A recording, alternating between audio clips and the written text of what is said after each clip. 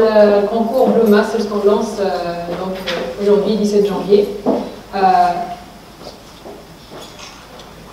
Petit problème technique. Donc juste pour rappeler un peu ce que c'est la Fondation Ambiat. Bien sûr, c'est une fondation, c'est un organisme philanthropique qui vise à accompagner les jeunes à travers 3 axes, l'entrepreneuriat, l'éducation et la culture. Notre vision, c'est vraiment de voir des jeunes Tunisiens qui sont économiquement indépendants, qui sont épanouis dans leur formation et dans leur parcours professionnel.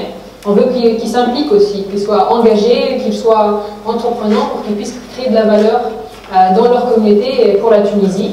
Donc notre mission à nous en tant que fondation, c'est vraiment de les armer de compétences et des valeurs qu'il faut, donc cet esprit d'ouverture, l'esprit entrepreneurial, pour qu'ils s'impliquent dans l'excellence et dans la citoyenneté. Le choix de positionnement qu'on s'est fait ici, il est basé sur des constats, bien sûr, qu'on connaît tous, on ne va pas s'attarder là-dessus, mais liés à l'éducation, donc le manque d'accès à des opportunités d'éducation de qualité pour la plupart, surtout dans les régions intérieures de la Tunisie, donc telles que les faibles scolarités avant le primaire, des taux de fréquentation élevés dans primaire et secondaire, mais un niveau d'enseignement qui est un peu détérioré. Les inégalités entre les différentes régions de la Tunisie, donc ça du point de vue éducation. Du point de vue de la culture, donc le fait que notre patrimoine et notre culture, ils sont un peu méconnus auprès de nos jeunes, ils ne s'intéressent plus à ces sujets-là et on veut les encourager à s'impliquer un peu plus. Le fait que la Tunisie elle bénéficie bien sûr d'un riche patrimoine et une richesse culturelle incroyable, mais il n'est pas forcément bien mis en valeur ou bien entretenu. On veut encourager la création artistique et transmettre la culture ou l'identité tunisienne pour qu'elle soit un peu plus soutenue davantage. Du point de vue entrepreneuriat, les problématiques on les connaît tous. Donc le problème de chômage, surtout auprès des jeunes diplômés, la stagnation de la croissance économique, et en même temps l'accentuation des attentes en termes des demandes d'emploi, les attentes du point de vue des gens ils veulent une hausse de niveau de vie, etc. Et surtout dans les régions intérieures. Donc toutes ces problématiques-là, on voulait les adresser à travers plusieurs programmes au sein de la Fondation. Donc liés aux différents axes, mais on en a parlé un tout petit peu au début. Donc les directions principales qu'on s'est choisies en tant que fondation, il y a les programmes d'égalité des chances liés à l'éducation, surtout pour les tout petits, l'aide à l'orientation pour les jeunes au niveau universitaire surtout, pour la culture aussi il y a des programmes qui encouragent les jeunes talents tunisiens, et la promotion et la préservation, la valorisation du patrimoine et de l'identité tunisienne. Donc ça, c'est les programmes qui ont été déjà lancés depuis 3 ans, donc depuis mars 2014, c'est ça, qui sont bien développés jusqu'à là. Le nouvel axe sur lequel on a commencé à travailler l'année dernière, c'est vraiment l'axe entrepreneuriat. On a déjà lancé quelques programmes. Ces programmes-là vraiment accompagnent les jeunes tout au long de leur parcours entrepreneurial, de l'étape de l'inspiration où ils se disent « Ah, moi aussi, j'aimerais bien être entrepreneur un jour », jusqu'à ce que le stade de développement de leur idée, et cette idée, elle devient une entreprise, et cette entreprise, elle va croître, elle va se développer.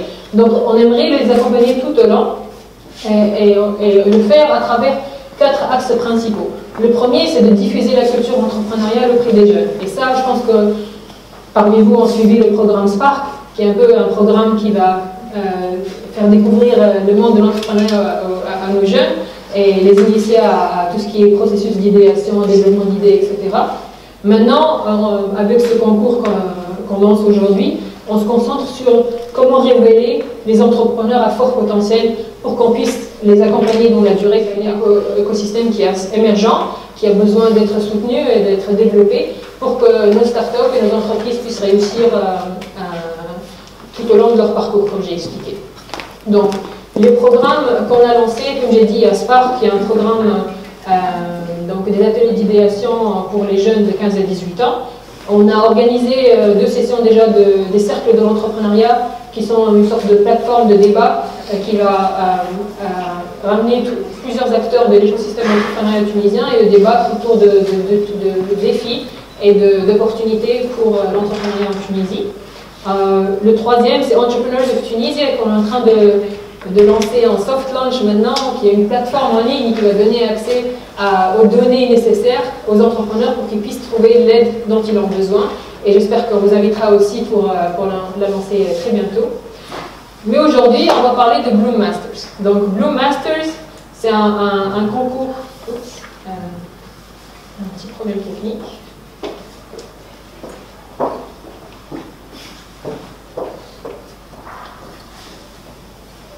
D'accord, c'est pas vrai. Donc, le concours Bloom Masters, c'est quoi? Donc, c'est une initiative de la Fondation BIAT en partenariat avec MIT Enterprise Forum Pan-Arabe. Notre objectif, c'est de récompenser les startups tunisiennes innovantes. 3 catégories de concours: idées, startups et entreprises sociales. Je vais expliquer ça un peu plus dans le détail. La dotation, donc le montant global des prix associés à ce concours, il s'élève à 400 000 dinars, dont 2 prix principaux qui s'élèvent à 100 000 dinars. Je vais les détailler plus tard. Pourquoi on a choisi de travailler avec MIT Enterprise Forum Pan-Arabe?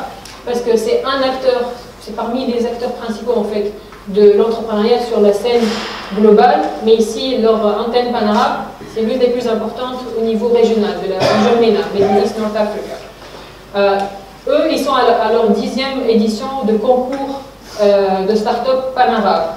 On voulait en fait utiliser le même modèle, mais le faire ici en Tunisie, avec le même niveau de prix, etc., le même niveau de formation, vraiment le même standard, pour que nos entreprises tunisiennes puissent en bénéficier encore plus et automatiquement les lier à faire un pont à cet écosystème pan-arabe et aussi global.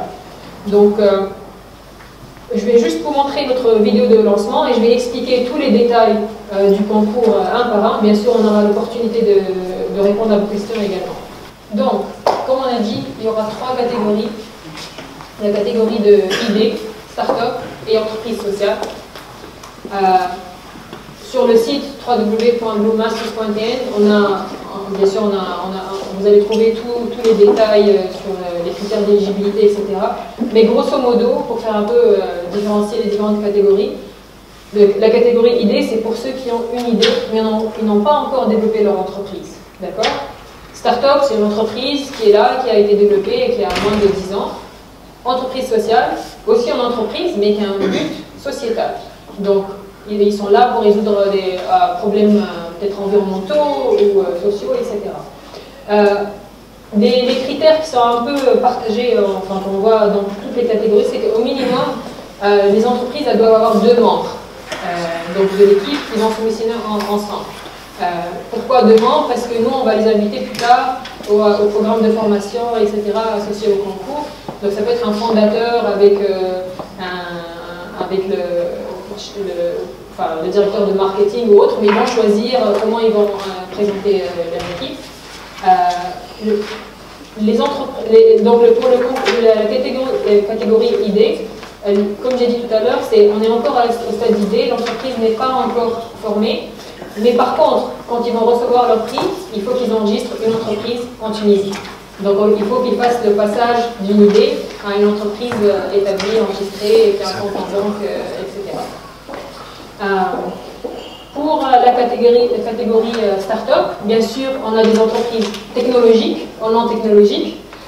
Pour les entreprises technologiques, on leur demande de au moins présenter un prototype qui a été testé avec des utilisateurs finaux. Donc, il faut qu'il y ait un minimum d'avancement. Pour les entreprises qui ne sont pas technologiques, il faut qu'ils montrent qu'ils ont déjà fait des ventes, qu'ils ont des clients, donc leurs services et leurs produits sont offerts à des clients finaux. Donc, quand on dit entreprise sociale, quels sont les secteurs qui sont visés ici? Parce que dans les 2 autres catégories, bien sûr, n'importe quel secteur est possible, hein, donc on n'a pas de limitation à des secteurs en particulier. Mais pour les entreprises sociales, on a essayé d'être large, on les a liés aux objectifs du développement durable qui ont été annoncés à la fin de l'année dernière par les Nations Unies.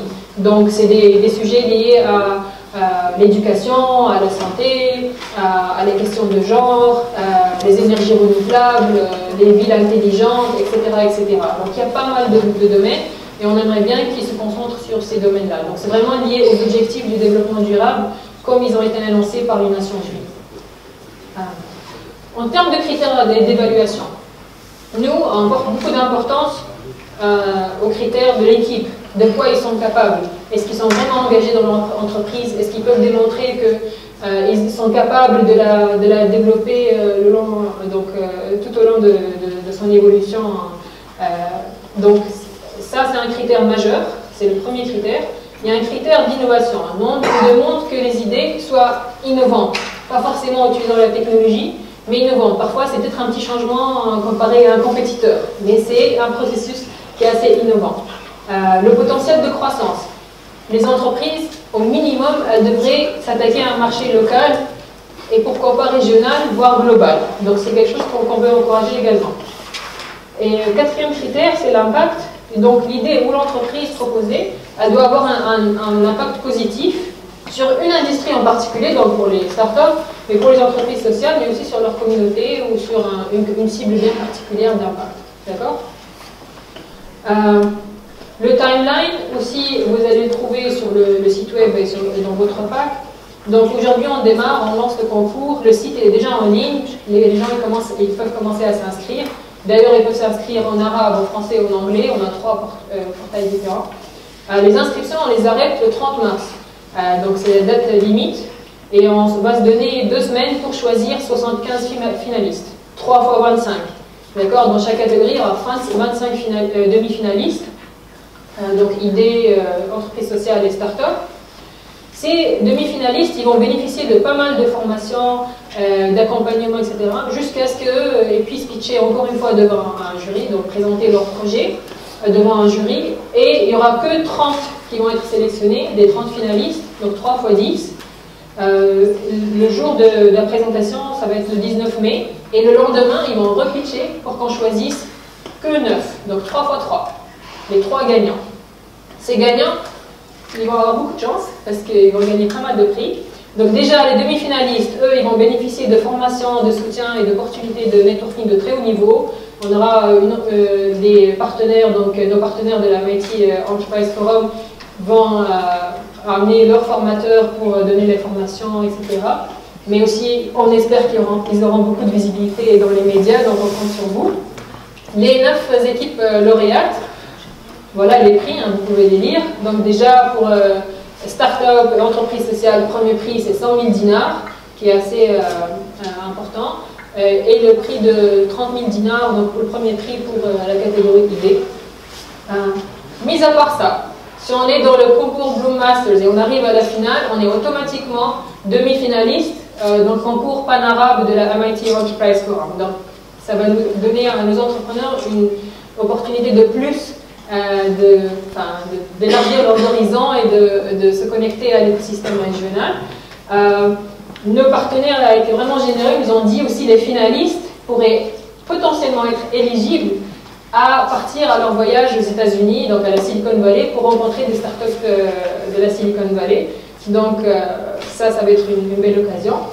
Et on espère, d'ici jusqu'à vers la fin du concours, donc vers le 20 mai, on annoncera peut-être d'autres opportunités sur lesquelles on est en train de travailler, parce qu'on espère que nos entreprises, on espère qu'ils puissent intégrer des programmes d'incubation et d'accélération internationaux.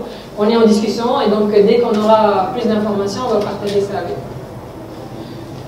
Le calendrier, il est sur le site, mais juste pour rappeler, donc du 17 au 30 mars, on s'inscrit. Le 14 avril, on annonce les demi-finalistes. Du 4 au 6 mai, il y aura des formations de préparation des semi-finalistes ici à Tunis. Du 18 au 19, il y a les présentations orales, donc les pitchs, devant le jury, et c'est là où on va sélectionner les 30 finalistes, 3 fois 10. Et le 20 mai, c'est le grand jour, c'est là où il y aura l'annonce des gagnants, une conférence sur l'entrepreneuriat, et bien sûr la cérémonie de remise de prix, auquel on va vous convier aussi.